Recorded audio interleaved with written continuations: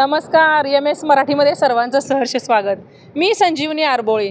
सध्या मी उजनी धरणाचे अपडेट घेण्यासाठी आलेलो आहोत.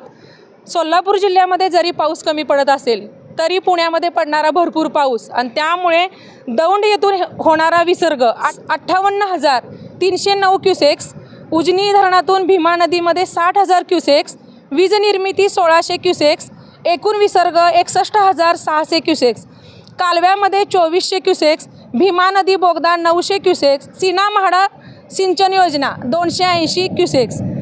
पण सध्या आपण पाहिलं तर दौंड मार्गे होणारा विसर्ग त्यामुळे उजनी धरण 100% भरलेलं आहे.